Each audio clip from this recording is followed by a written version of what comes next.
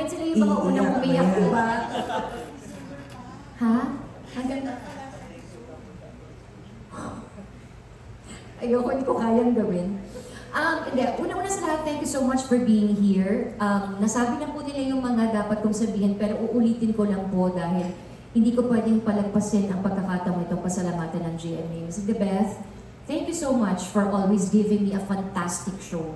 Ms. Cheryl and si Direk LA. Actually, nung in-offer to sa akin, si Direk LA, si Ms. Ali ba nandun, at si yung isa sa mga creative writers natin. Nung in-offer nila sa akin to, medyo hesitant ako to accept because coming from Widow's Web, parang sabi ko, ay grabe, parang ibang-iba to. Parang okay ba ako? Tapos, nung nalaman ko na si Direk LA, ang director ko, at si Jillian Ward yung makakasama ko, sabi ko, go na. So, sila talaga yung mga factors kung, of course, the story. Importante naman palagi sa akin yung storya, yung director, at kung sino yung mga kasama ko. At nagpapasalamat ako at palagi akong hindi nagkakamali sa desisyon ko na tanggapin yung show na to. Katulad ng sinabi ko earlier na hindi talaga namin in-expect. Oh no.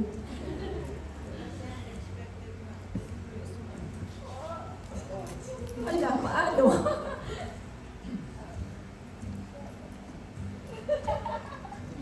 Ba't umiyak ka na? Sabi ko, October 19 pa. Sorry po, hindi ko talaga mapigilan kasi yung... Oh my God! Baka mamaya may edit-edit na naman to. Sabihin na naman yung ibang rason pag ako umiiyak. Ayun, meron ako mga testigo. Ayun ako ba't ako umiiyak ha? Nakakapagod ako sa naman sa TikTok na meron na naman akong kaaway. Sorry po. Nakatawa. Jesus, can you understand? I can interpret. Okay. Seriously, asan na nga ba ako? Yeah. sorry. No, but seriously, from the bottom of my heart, thank you po so much again, Jimmy, Miss Ali, Miss Joy, Miss Sarah, sa staff, sa hardworking staff namin. Thank you so very much. Sa crew, Direct April, Direct LA.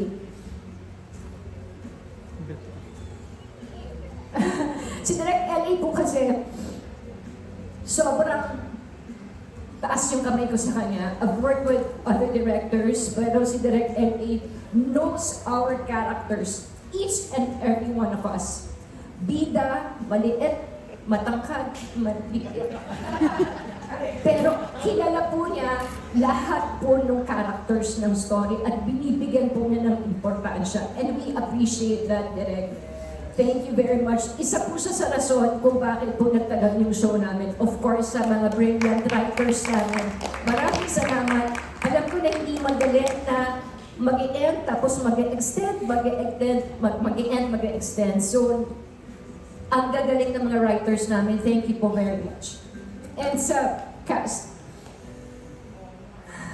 Andre is my adopted son. Huwag na kayong kumontra kasi talagang adopted son ko siya. And he will always be my adopted son. Love you, Mom. Jisoo, it was really nice working with you. He's very humble, he's very professional. Dumarating po yan sa set namin, he knows his lines. He looks masungit, but he's nice. He's very friendly and respectful. Si Allen, matagal ko nakatrabaho because of this show. Uy, magkaka-movie kami. Why not? Thanks so very much. Si Will maliit, akala niyo lang po komedyante, pero mas nauna pa po yan umiyak kasi sa aming dalawa. Mababo po ang luha niyan. Si Jeff naman, he's a talented dude. Kung magalaman nilang napakagaling po niyang kumanta at sumayaw, at meron nilang pwede ka ba sabihin? Pwede ka naman sabihin? Meron niyang single eh. So pakinggan niyo po kasi napaka-talented po talaga niya. Sorry kung isa-isa ko siya kasi gusto ko talaga magbigay sa mga kasama ko. Si Ate Pinky and KZ, grabe. Yung pag kayo rin yung isa sa mga dahilan kung bakit tumagal din. Ang tapos yung food props, yes. Totoo po. Hindi ko alam kung saan nyo kinukuha yung mga, kasi it's really hard to be a kontrabida, kasi naging kontrabida na ako. It's so tiring, physically, emotionally. Pero kailangan ko lang talaga na purihin kayo, kasi it's really not easy. Nakita ko talaga kayo off-cam, and si Kazel, ang laki ng improvement. Nagsimula tayo na pag umiyak ka, wala ka talagang tears. Pero this time, may tears ka na. So talaga, ibig sabihin, nakita mo yung growth na, kesa naman umpisa walang tears, tapos ngayon wala pa rin tears, di ba? At least nakita mo talaga yung growth na talagang, at naging comfortable ka na sa amin. Tsaka nakita ko rin na kung paano na juggle yung personal life niya sa pagiging artista niya. Hindi madali, pero I have to give it to you, Kazel, talagang ang galing. Pati si Ate Pinky, si John Vic, tangkad. Varsity player, ang galing. Ay, maganda rin ang boses mo. Maganda rin ang... Miss Me. Oo, volleyball. Ang ganda ng... Hindi yung puwet na yung maganda rin naman. Maganda rin yung boses lang. Si Chucky, of course, haligin na rin ng industriya Pilipino kasi child star. But ngayon lang tayo nagkasama ulit sa isang show. So, happy ako na nagkasama tayo. Miss D, yun alam. I love you. Ayan, pati ko yung RY. Yes, yeah. Wala nang masasabi kasi I'm very comfortable with you and si Miss D and everyone, si Jillian. Yun lang, mamimiss kita anak. At our show will end, but definitely yung samahan natin will here to stay. So, I'm sure makikita pa na tayo. So, thank you very much. Sorry po, ang haba po ng ano ko, ng dialogue ko. Okay, ikaw na. It's your turn to cry. Intro mo pa ba? At syempre, ang number one, youngest doctor sa Apex Medical Center, no other than Miss Jillian Ward. Okay, so medyo magiging mahaba yung sa akin. Iyak din ako.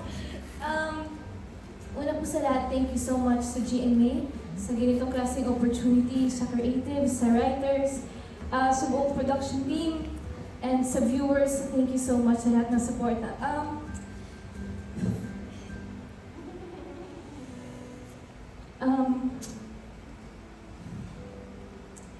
Ito po kasing show na to, dinedicate ko siya sa late grandmother ko. So,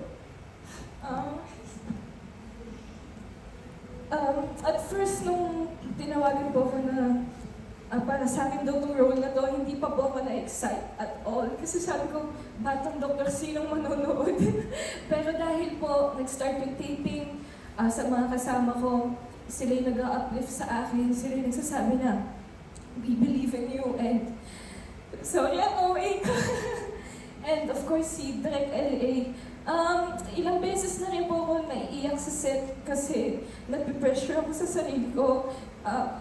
Feeling ko hindi ko deserve yung ganito kagandang role, ganito kagandang show. Pero dahil sa mga ka-work ko, dahil kay Direk LA,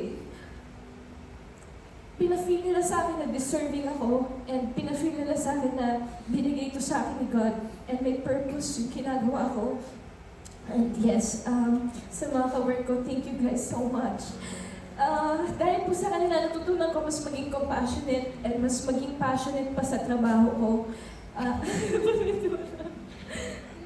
I go to work every day na excited ako kasi feeling ko meron ako mga nanay and tatay, meron ako mga kapatid. And God knows how much I appreciate them, how much I love them. So thank you so much. And maraming salamat po sa lahat ng sumuporta. And all good things must come to an end.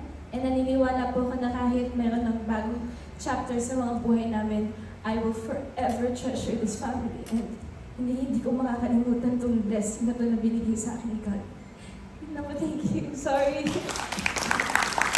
Pero once again, Jillian Ward and the cast of Abot Kamay na Pangarap. Thank you everyone for joining us today. Stay tuned to the Abot Kamay na Pangarap, Mondays to Saturdays, 2:30 p.m. on GMA Afternoon Prime. And don't miss the heartwarming finale this October 19. Global Pinoys can also catch the program via GMA Pinoy TV. So bago po ang lahat, magkakaroon po muna tayo ng photo op again kasama ang GMA and the Creative Production and lahat po tayo.